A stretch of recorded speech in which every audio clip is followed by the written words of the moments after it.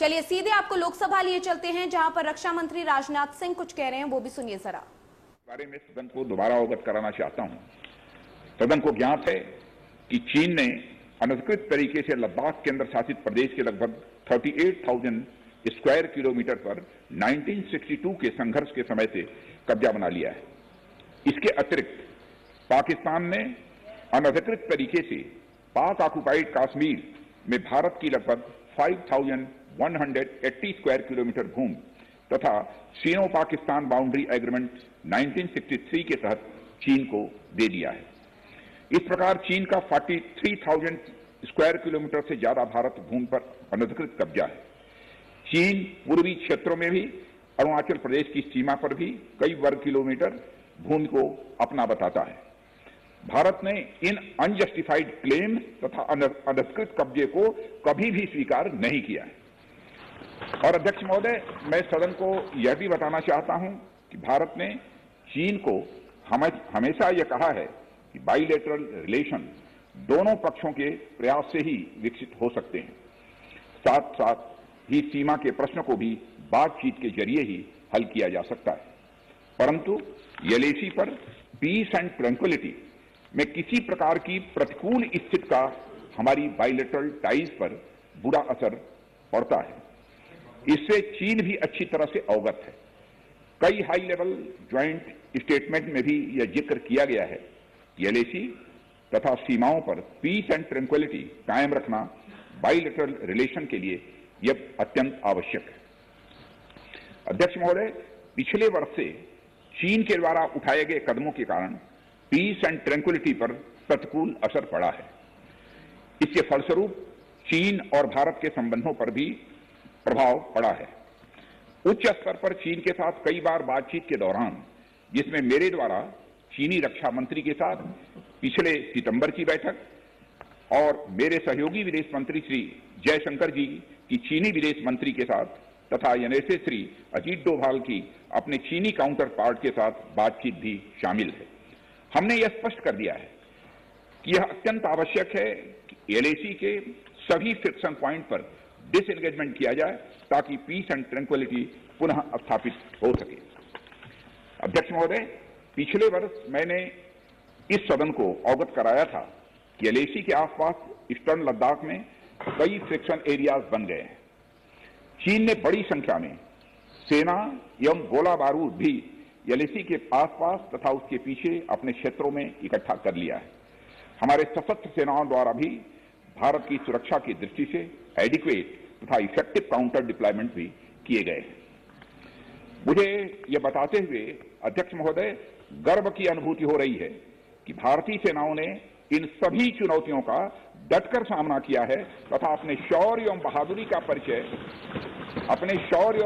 का परिचय पैंगोंग त्सो के साउथ एवं नॉर्थ बैंक पर दिया है। सामरिक दृष्टि से महत्वपूर्ण कई क्षेत्रों को चिन्हित कर हमारी सेनाएं कई पहाड़ियों के ऊपर तथा हमारे दृष्टिकोण से उपयुक्त अन्य क्षेत्रों पर मौजूद हैं।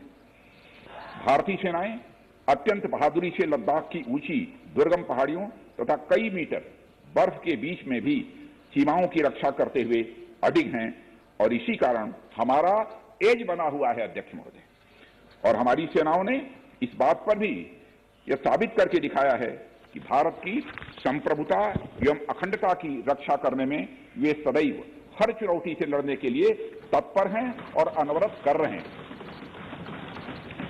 अध्यक्ष महोदय, पिछले वर्ष में मिलिट्री एंड डिप्लोमेटिक स्तर पर चीन के साथ हमारा संवाद बना रहा है।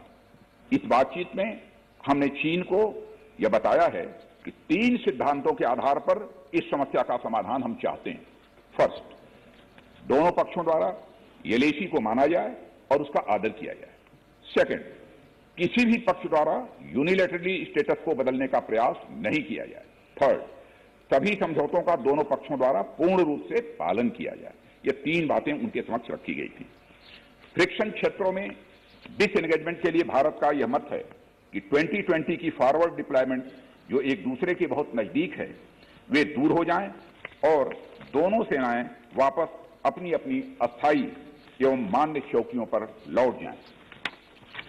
अध्यक्ष महोदय, बातचीत के लिए हमारी स्ट्रेटजी तथा अप्रोच माननीय प्रधानमंत्री जी के इस दिशा निर्देश पर आधारित है कि हम अपनी 1 इंच जमीन भी किसी और को नहीं लेने देंगे।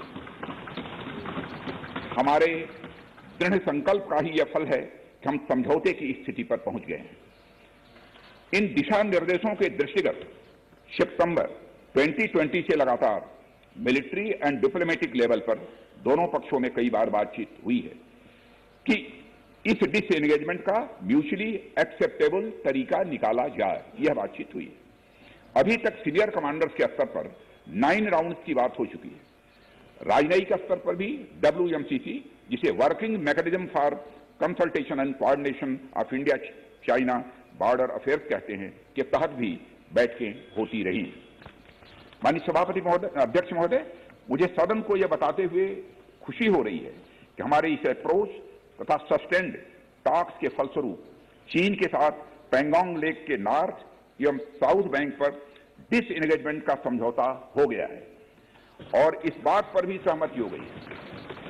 और अध्यक्ष महोदय, इस बात पर भी सहमति हो गई है कि पैंगोंग लेक से पूर्ण डिसएंगेजमेंट के 48 घंटे के अंदर सीनियर कमांडर्स स्तर की बातचीत हो ताकि बचे हुए मुद्दों पर भी हल निकाला जा सके।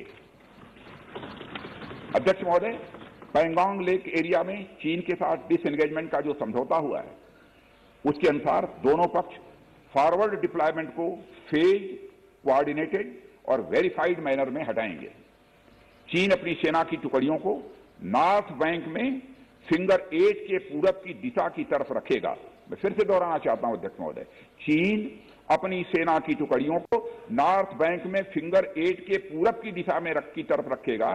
और आप रुक जाइए, मैं बताता हूं, रुक जाइए। माननीय सर, प्लीज प्लीज प्लीज बताएंगे माननीय राजनाथ सिंह जी।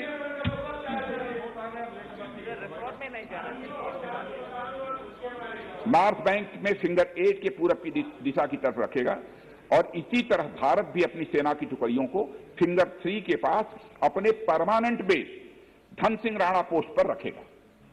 इसी तरह की कार्रवाई साउथ बैंक एरिया में भी दोनों पक्षों द्वारा की जाएगी। ये कदम आपसी समझौते के तहत बढ़ाए जाएंगे तथा जो भी निर्णय आदि दोनों पक्षों द्वारा अप्रैल 2020 से नॉर्थ एंड साउथ बैंक पर किया गया है उन्हें हटा दिया जाएगा और पुरानी स्थिति बना दी जाएगी। अध्यक्ष महोदय, यह भी तय हुआ है कि दोनों पक्ष नॉर्थ बैंक पर अपनी सेना की गतिविधियां, जिसमें परंपरागत स्थानों की पेट्रोलिंग भी सम्मिलित है, को अस्थायी रूप से स्थगित रखेंगे। पेट्रोलिंग तभी शुरू की जाएगी जब सेना एवं राजनयिक स्तर पर आगे बातचीत करके समझौता बनेगा और इस समझौते पर कार्रवाई कल से नॉर्थ एंड साउथ बैंक पर प्रारंभ हो गई है। और अध्यक्ष महोदय, सदन को इस बात की भी मैं जानकारी देना चाहता हूं कि मेरी अभी तक की जानकारी, माने स्टेटमेंट देने के लिए जब मैं सदन में आ रहा था तब तक की जो जानकारी है, मेरी अभी तक की जानकारी के अनुसार जो समझौता हुआ है उसका क्रियान्वयन अभी तक, मैं फिर से दोहरा, अभी तक ठीक तरीके से हो रहा है। अभी तक दोनों तरफ से सारी बख्तरबंद गाड़ियां अपने परमानेंट बेस पर वापस जा चुकी हैं, यह हमको जानकारी मिली। अध्यक्ष महोदय, मैं इस सदन को आश्वस्त करना चाहता हूं कि इस बातचीत में हमने कुछ भी खोया नहीं और आगे की बात नहीं बोलना चाहूंगा। अध्यक्ष महोदय, आगे की बात नहीं बोलना चाहता। मैं फिर से बात दोहरा,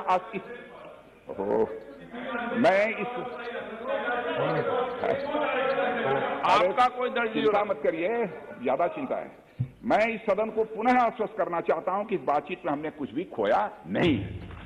मैं सदन को यह भी जानकारी देना चाहता हूं कि अभी भी LAC पर डिप्लॉयमेंट तथा पेट्रोलिंग के बारे में कुछ आउटस्टैंडिंग इश्यूज बचे हैं। इन पर हमारा ध्यान आगे की बातचीत में रहेगा। दोनों पक्ष इस बात पर सहमत हैं कि बाइलेटरल एग्रीमेंट्स तथा प्रोटोकॉल के तहत पूर्ण डिसएंगेजमेंट जल्द से जल्द कर लिया जाए, यह सहमति बनी है। अब तक की बातचीत के बाद चीन भी देश की संप्रभुता की रक्षा के हमारे संकल्प से अवगत है। हमारी अपेक्षा है कि चीन द्वारा हमारे साथ मिलकर बचे हुए मुद्दों को हल करने का पूरी गंभीरता से प्रयास किया जाएगा। अध्यक्ष महोदय, मैं इस सदन से आग्रह करना चाहता हूं कि मेरे साथ संपूर्ण सदन हमारी आर्म्ड फोर्सेज की इन विषम एवं भीषण बर्फबारी की परिस्थितियों में भी शौर्य एवं वीरता के प्रदर्शन की भूरी प्रशंसा की जानी चाहिए।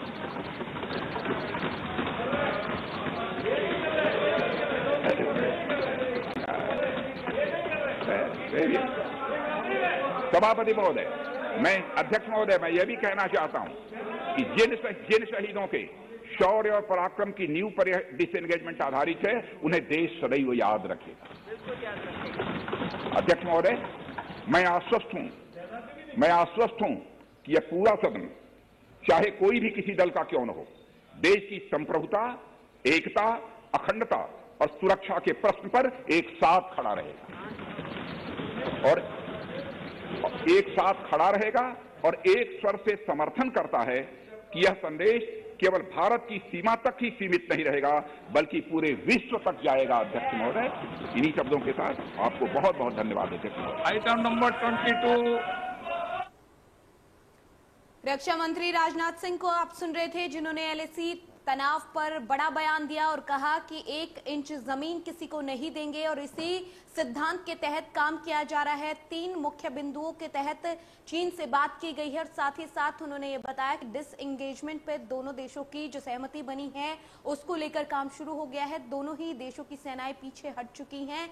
आपको बता दें कि भारतीय सेना फिंगर 3 के धन सिंह थापा पोस्ट पर, जो कि उनकी पोस्ट है, उस पर तैनात रहेगी, वो भी पीछे हट गई है। वहीं चीन के टैंक भी पीछे हट रहे हैं। साथ ही साथ राजनाथ सिंह ने कहा कि 1 इंच जमीन किसी को नहीं दी जाएगी। इसी सिद्धांत पर बातचीत चीन के साथ चल रही है और तमाम जो मुद्दे बचे हुए हैं उन पर भी आगे बातचीत जारी रहेगी। चीन के साथ बातचीत में हमने कुछ नहीं खोया है, ये रक्षा मंत्री की तरफ से कहा गया। भारत और चीन की सेनाएं पीछे हट चुकी हैं। साथ ही साथ राजनाथ सिंह ने यह भी कहा कि जिस तरीके के जो बाकी मुद्दे बचे हुए हैं उनको लेकर भी, उनको ध्यान में रखते हुए, भारत की जो अखंडता और एकता है उसको ध्यान में रखते हुए आगे बातचीत जारी रहेगी। बाकी मुद्दों को सुलझाने की भी कोशिश की जाएगी।